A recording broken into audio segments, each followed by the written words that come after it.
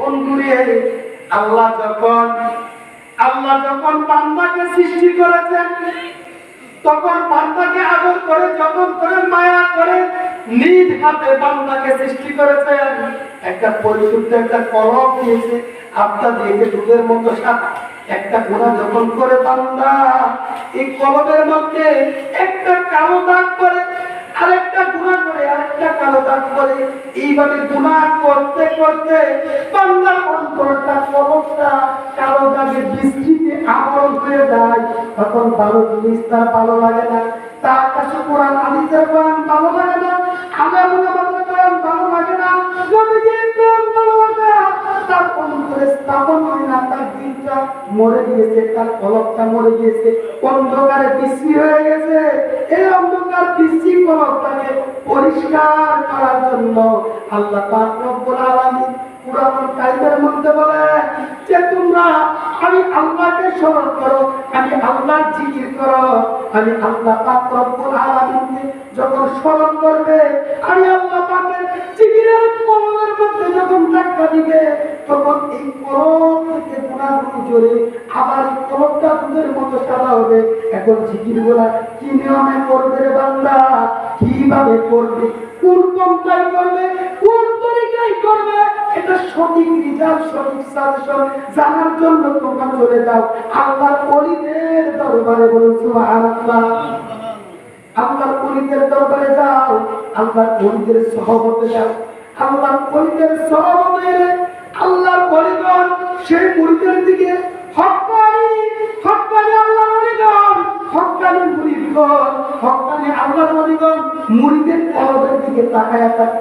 মুরিদের কলবের দিকে কতটুকু উন্নত হচ্ছে, মুরিদ কতটুকু শরীয়তের তরিকত হাকিকত মারিফতের জগতে কতটুকু আগাইছে, এটা জানার জন্য খোঁজ খবর নেয়। আর বর্তমান জামানায় বন্ধ বিদায় হয়ে গেছে, তারা তাকায় থাকে মুরিদের হাতের দিকে, মুরিদ নিয়ে আসছে। বলুন নাউজুবিল্লাহ। এমন কি রাস্তা নাই? 12 দলের ফিরালি, কত দলে? 12 দলের ফিরালি। 12 দলের ফিরালির মধ্যে একটা দল হক আর বাকি একটা দল কি? বাতিল। এই যে হক্কানি ফির আপনাকে ভালোভাবে শনাক্ত করতে হবে। হক্কানি দরবারে যদি আসেন, আরেকজন হক্কানি ফিরকে আপনি চিনতে পারবেন। আল্লাহ পাক রব্বুল আলামিন যারা ইসলামরা নুরিয়া বা শরীফে এসেছে, আল্লাহ পাক রব্বুল আলামিন সকলকে যেন কবুল করে, সকলকে আল্লাহুম্মা আমিন। ইসলামরা দরবারে ইসলামগুলো উনি অত্যন্ত আমলদায়ী ছিলেন। উনি তাসাউফের অনেক চর্চা করতেন। ওনার সাথে যখন সাক্ষাৎ হতো, মনে হতো যে না শরীয়ত তরিকত হাকিকত মারিফতে রসগুলো, নিঃশ্বাসগুলো আসতেছে। বলুন সুবহানাল্লাহ। এই হক্কানি ওলিদের দরবার যাবে। আর মাদার শরীফে, মাদার হচ্ছে সিজদা করার একমাত্র হকদার, সিজদা করার একমাত্র মালিক কে? আল্লাহ। কে? মাদারে সিজদা করা যাবে, মাদারে সিজদা করা যাবে। মাদার আল্লাহ পাক রব্বুল আলামিনের ওলিদের কাছে যাবে। ওলিদের কাছে যাইয়া এই নিয়মগুলো কিন্তু মাদারের মধ্যে সুন্দর করে সাজানো আছে। আপনি কোন কোন পন্থায় কিভাবে দোয়া দুরুস করবেন, দোয়া দুরুস করে আল্লাহ পাক রব্বুল আলামিনের দরবারে হাত বাড়াতে, হাত বাড়ায়া আল্লাহর এই মহান ওলির উসিলায়, পাক আন্নাতুল উসিলায় আল্লাহ পাক রব্বুল আলামিনের দরবারে দরখাস্ত করবেন। এই দরখাস্ত উপর গ্যারান্টি হবে, কবুল হবে। সুবহানাল্লাহ। এইজন্য আল্লাহ পাক রব্বুল আলামিন ওলিদের দরবারে যাবে। ওলিদের দরবারে যাইয়া ওলিদের নেক তাওয়াজ্জু রুহানিয়তের বায়ান করব, আপনার কলমের মধ্যে লাগাইবে। এই কলমটা চাপ পরিপূর্ণ চাপ হবে। গাড়ি চাপ দেওয়ার জন্য যখন জ্ঞানের মধ্যে নিতে হয়, আপনার যে কলমটা, এই কলমটা চিন্তা করার জন্য এই কলম থেকে সকল খারাপের হাসারিয়া দূর করে আল্লাহ পাক রব্বুল আলামিনের যত বারবার নির্দেশনাগুলো আছে, এগুলা কলমের মধ্যে স্থাপন করার জন্য আল্লাহ ওলিদের দরবারে যাওয়া হয়। বলে সুবহানাল্লাহ। এখন আল্লাহ ওলিদের বিরুদ্ধে কথা বলি, যে ওলিরা বাংলার জমিনে বাদশাহ সন্ত মুর্শিদেরকে দুধের পরিবর্তে লঙ্গি পরিধান করিয়েছে, আজকে সে ওলিয়া উলিয়াদের বিপক্ষে কথা বলে, ওলিয়া উলিয়াদের মাদার আক্রমণ করে। মনে রেখো, এই দিন নয়, আল্লাহ পাক রব্বুল আলামিনের বলা বড় সত্য বলা। আল্লাহ ধরে না, যেদিন ধরবে আল্লাহ সেদিন আর সেহাই দিবে না, রেহাই দিবে না। আল্লাহ ছাড় দেয় কিন্তু ছেড়ে দেন না। আল্লাহ ওলিদের মাদারে ওদের আক্রমণ করতেছে। আল্লাহ ওলিদের মাধ্যমে এই বাংলার জমিনে ইসলাম কায়েম হয়েছে। বাগদাদ সত্য বুঝতে হবে প্রমুখ দাস, মোহাম্মদ দাস, প্রমুখ দাস। আপনারা এই আরওয়ার সিএস মার্কা করতে যখন হাতাইবেন তখন দেখবেন আগেকার যুগের নামে লেগেছিল শ্রী অমুক দাস, শ্রী তমুক দাস। এই শ্রী বাদ দিয়ে মহাপদ যারা যুক্ত করছে তারা হচ্ছে আল্লাহ ওলিরা, শাহজালাল, শাহপরান, এভাবে যেমন সুবহানাল্লাহ।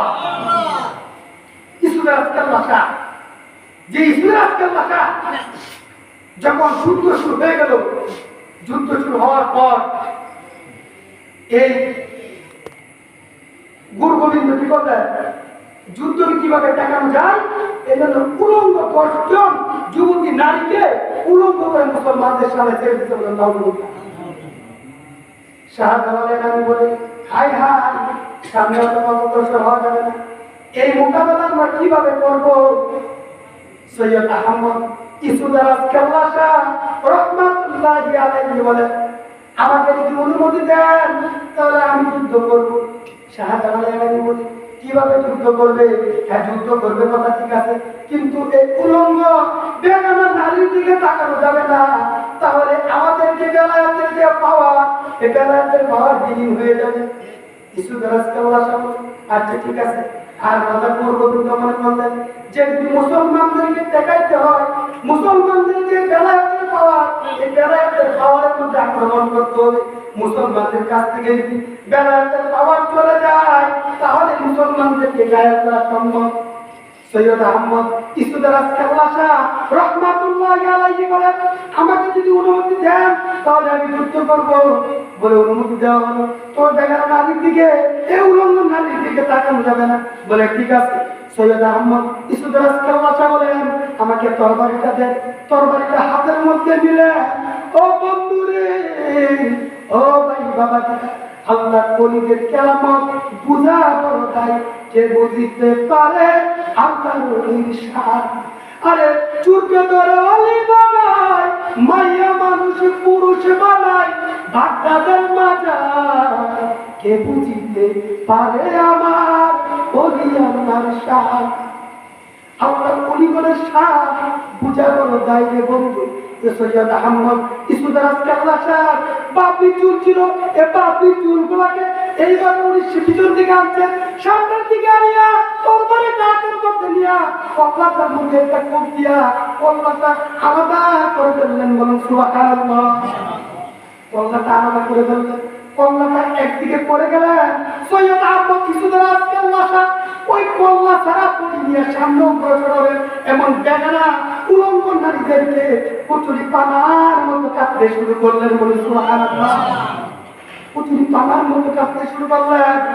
সৈয়দ আহমদ ইসুদারাজ কেল্লা শাহ কল্লাটা গড়াইতে যাইয়া ওই তিতাস নদীর পাড়ে দিয়া বাসিল। তিতাস নদীর পাড়ে দিয়া বাসিল।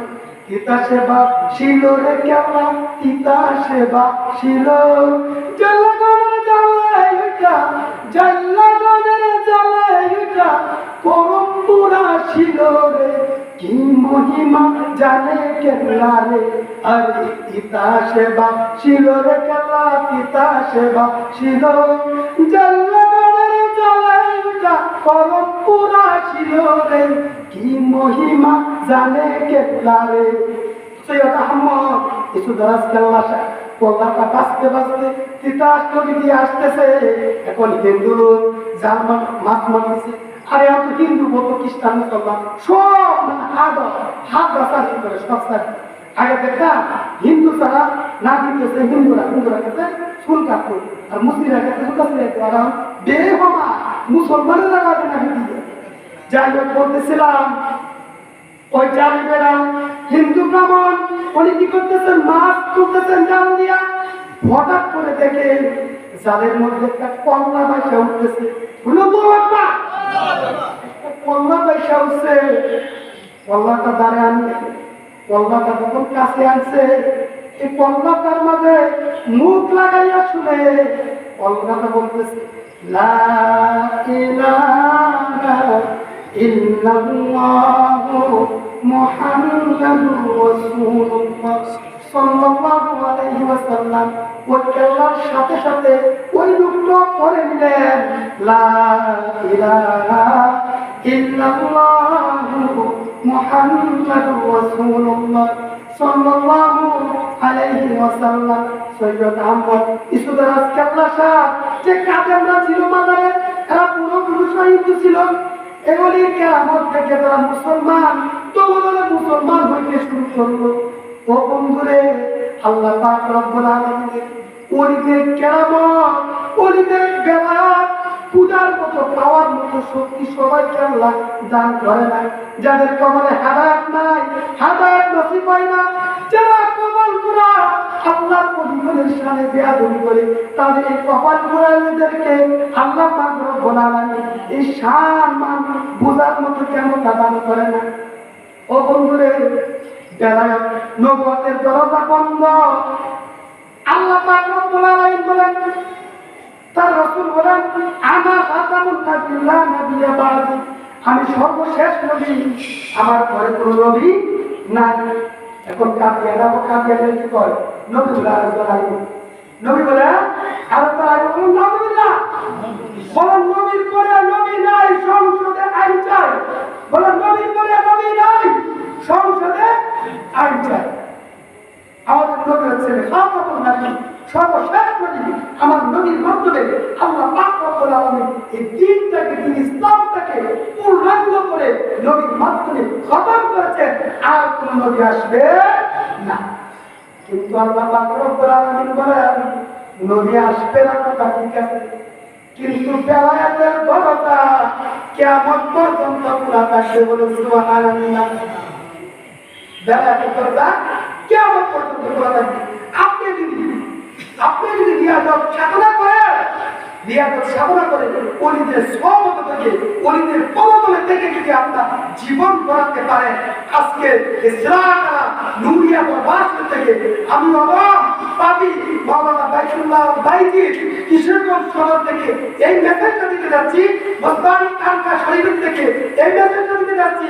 আজকে ইসলামা নুরিয়া প্রবাস থেকে এই চারটা মেমের মালা যদি আপনার গলার মধ্যে পড়তে পারে, আপনার ইহকাল পরকাল আপনার বন্ধ করে দিতে বলেন সুবহানাল্লাহ।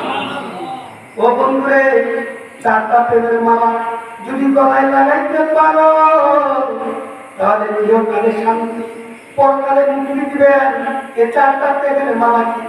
আল্লাহ ইবাদত। এক নম্বর বলেন কথা মতো ঘুমাই না, সরকারি ঘুমাই না যেতে না সরকারি বেড়া দেখেন শুরু করুন, কিন্তু মাছ কথা না কথা বাইরে হবে।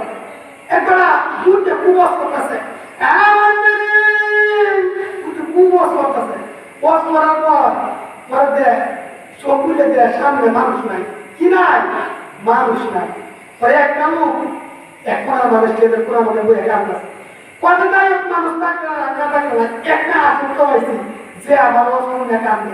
হে লোকে তোমার ক্যামেরাতে হুজুর, আমি আমাদের অসুবিধা কাঁদছি না, আমি মাইকেরও বলা না, আমাদের ওয়াস্তারুন না, আমি যাইতেও পারি না, এই যন্ত্রণায় কাঁদছি। আমি মাইকেরও বলা না, আমি ওয়াস্তারুন না, আমি যাইতেও পারি না, এই যন্ত্রণায় কাঁদছি। এমন ঘুমাই নেওয়া করতে না, হাল একটা বয়ে করবেন। তাহলে বলতেছিলাম চারটা প্রেমের মালা। এর মধ্যে এক নম্বর কি? আল্লাহ এবার বলেন আল্লাহ ইবাদত। দুই নম্বর নবীজির মহব্বত। দুই নম্বর কি? নবীজির মহব্বত। আল্লাহর ইবাদত, নবীজির মহব্বত, আউলিয়া কেরামের সহবত, মা বাবার খেদমত। এই চারটা প্রেমের মালা যদি আপনার গলায় করতে পারে, আপনার ইহকালে শান্তি, পরকালে মুক্তি দিবেন কে? আল্লাহ। আল্লাহ পাক রব্বুল আলামিন এই চারটা প্রেমের মালা আমাদের তার মধ্যে ওরা তৌফিক দান করুন। সকলে বলি আল্লাহুম্মা আমিন। কারণ নবীজি বলছেন যে আমি নবীজি একটা জিনিস করতে পারে না, কিন্তু উম্মতের উপরে এটা ফরজ করে গেছে। এই জিনিসটা কি বলতে পারবেন? এটা হচ্ছে মা বাবার খেদমত। নবীজি বলেন, ও আমি সেবিতে পারি নাই পিতা মাতার খেদমত, সেবিও আমার উম্মত, সেবিও আমার উম্মত। বাবাকে তোমরা কাবা জানিও, মদিনা জানিও মাকে